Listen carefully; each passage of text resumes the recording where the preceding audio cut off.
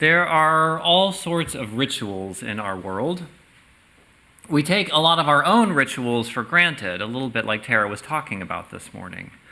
Your morning routine, a marriage or a funeral, perhaps there are keepsakes around the house that you acknowledge, or a particular path that you take when you go for a walk.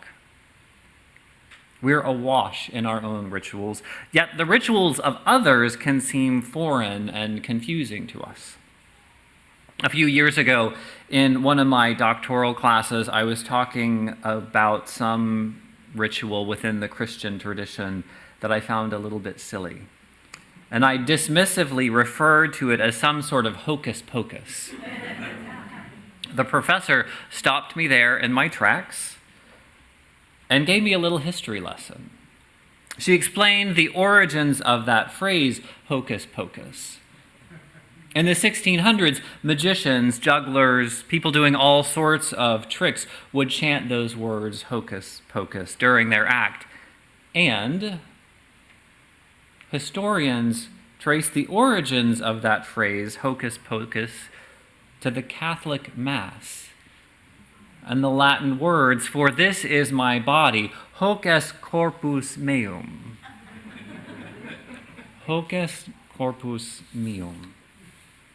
Since hardly anyone knew Latin, and no one knew what the priests were talking about up there, why not invoke these same seemingly important words for our own magic? Hocus pocus. We're all entitled to a little bit of hocus pocus in our lives, a little ritual to connect with the powers of intention or the powers of the universe or with the sacred. You don't need any particular incantation or materials to make a ritual. In fact, most of us have lots of rituals that we don't think much about. Today, I want to invite you to experiment with the rituals that you already have, and even more, to encourage you to get creative and conjure up some rituals of your own. If the idea of creating your own rituals hasn't yet set your head spinning, how about the phrase, priesthood of all believers? Hear me out. The priesthood of all believers is a concept rooted in the Reformation and Radical Reformation, where we find our roots. It means just as it sounds, rather than seeing religious truth or insight as a tightly protected enclave of priests ordained by one holy church, our forebears believed that every single person was inclined to have their own religious insight. Each and every person had access to the truth. It's your right, and I dare say responsibility, to engage in a search for truth for yourself too. As members of a UU congregation, you are part of the priesthood of all believers. So what the heck is this ritual that he keeps talking about?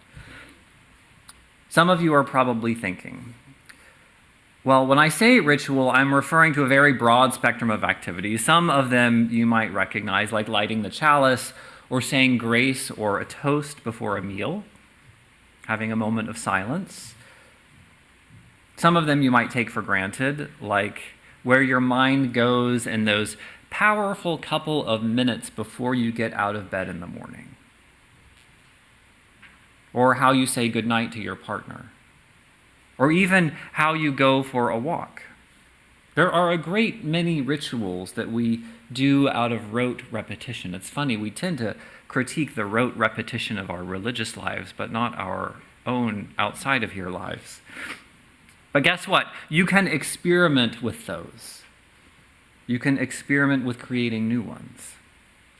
As I was thinking about it this week, there are kind of three basic ingredients to ritual. They are time, intention, and the materials used. I want to talk about these three to encourage you to consider shaking things up. Time plays a bigger role than most of us think. Many of our most beloved rituals mark a beginning or an ending, or perhaps carve out some special time with time outside of the usual. We use these rituals to sort of prepare our hearts and our bodies for what comes next. Weddings mark a start of something, sort of a new phase in a relationship, not something completely new. They're the beginning of a lifelong commitment. Memorial services give us a moment to make real a sense of loss. It's important that memorials aren't the end of a love that we feel or the end of grieving.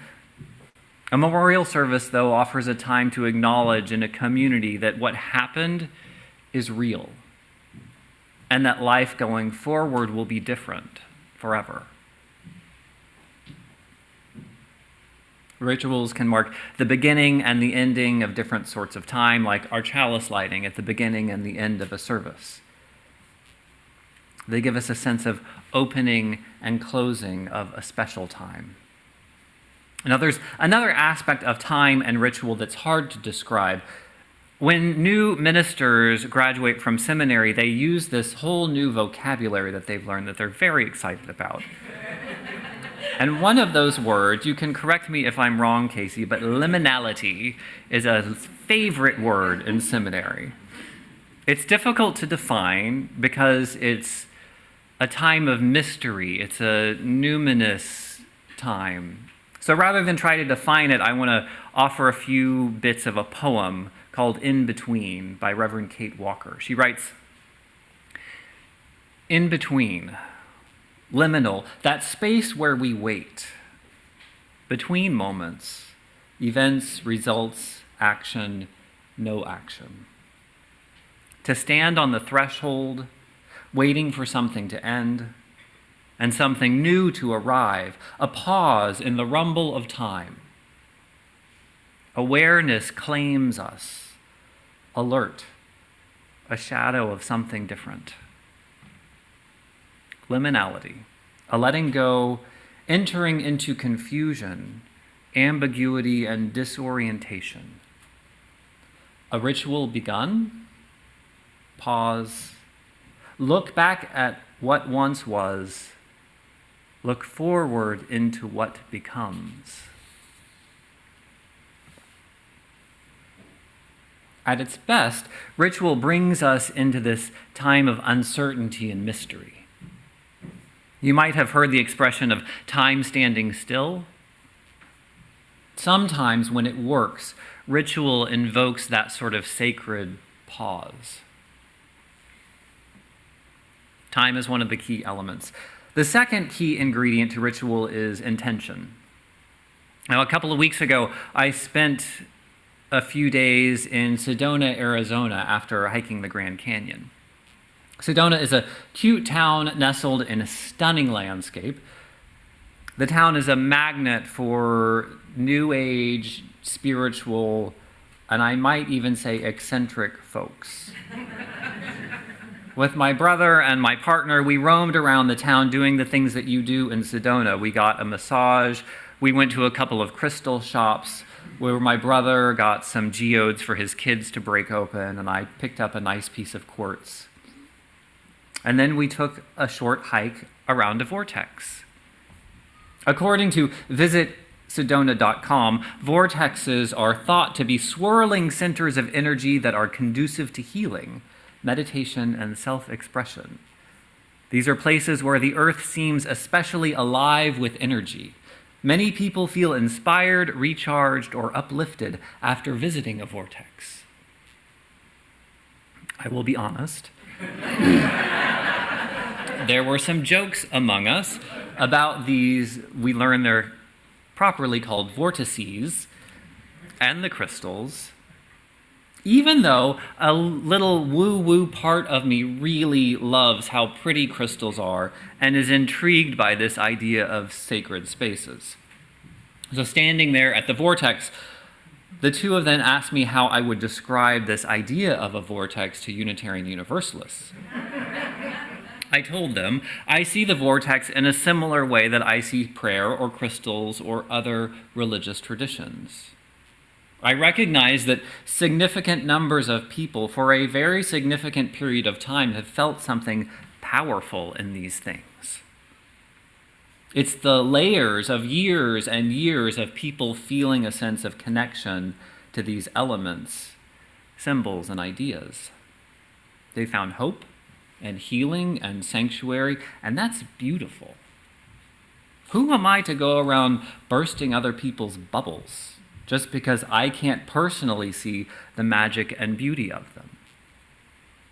As long as traditions aren't selling pseudoscientific healing miracles, and as long as people live fuller, more connected, more meaningful lives by embracing that tradition or belief, go for it. I occasionally hear people say, prayer changes things. And I find it difficult to disagree with. I don't mean that prayer is going to create some supernatural event or change the course of history, but prayer can align our hearts and minds to what we find sacred and true. Similarly, pausing for a short moment of gratitude before a meal, or identifying what we're grateful for before we get out of bed, or bringing a beautiful piece of inspiring nature into our homes. All of these activities can have a tangible impact on our life if we invest intention into them. There's no guarantee that ritual will be effective, but entering that time with intention gives much better odds of something actually happening. We might even think of the ritual of coming here on Sunday morning. From time to time, something transformative happens here. There's no guarantee of that. The intention that you bring, the intention that we all bring with us, makes a big difference in the possibility of something powerful happening here on Sunday mornings. Part of the intention also requires us to have some faith in the magic.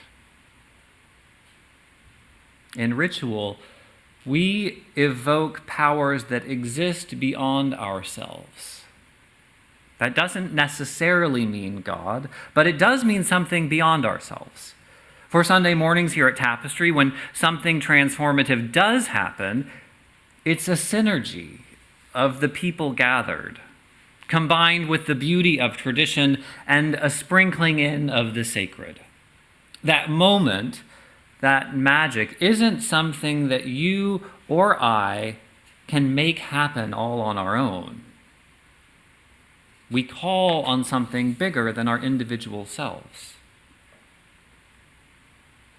Just last Sunday, as we wrapped up our worship service in the Flower Communion, I leaned over to Susan Jajelko and said that we had had just the right amount of chaos for it to come together and for the ritual to do its thing. Doing something with intention, connected to our core values, does change things. Our intention is a necessary ingredient. And the last ingredient of ritual that I want to mention is the materials. That could include the words used or the physical space or the objects like candles or chalices, crystals or smudge sticks, even birthday cakes and diplomas. We usually think of the material part of the ritual, but that stuff is really the tip of the iceberg. The materials are mostly an outward sign of what's in the hearts and the minds of the participant. But still, if you're creating a ritual or playing with one, take time to find materials that you really love. Life is too short to drink coffee in the morning out of a mug that does not make you smile. Some of you are drawn to nature. Maybe bring that into your house or your office. Some of you are drawn more to art or music or silence. I count as one of my few prized possessions this stole. The committee that brought me to Tapestry invested the time and money to have it custom made. They went with the fabric artist to the store to select the individual silk fabrics that went into making it. The intention and the aesthetic beauty are palpable. When I put it on every Sunday morning, I'm reminded of the time it was put on my shoulders as this congregation installed me to be the minister. And it becomes more meaningful with each passing year. The more personal a ritual is, the more personal the materials are, the better. I'm not sure what it says about me or about us together that at the installation of me as the minister at Tapestry, we had a parade of children playing kazoos, and we had indoor sparklers. It was a fun day that uniquely represented this community. No one wants to go to a wedding that's just like every other wedding, or a memorial service that's just like every other memorial service. We want a ritual that uniquely celebrates an individual. To wrap up, I want to ask a couple of questions. What would it feel like to experiment with the time, intention, or materials you use in some of your everyday rituals that you already have? Whether that's your morning routine or the way you celebrate holidays or the way you remember deceased loved ones. What would it feel like to experiment a little bit? And if you had to, what is one ritual that you might try adding? Grace or a moment of gratitude or silence before a meal, a regular walk, or just sitting in nature. Writing a thoughtful note to a loved one for the holidays, a yoga practice. Just imagine the possibility of adding something to your life, where you spend a little time with your intention and put them to work in the world. Because everyone is entitled to a little hocus pocus, even you. Amen.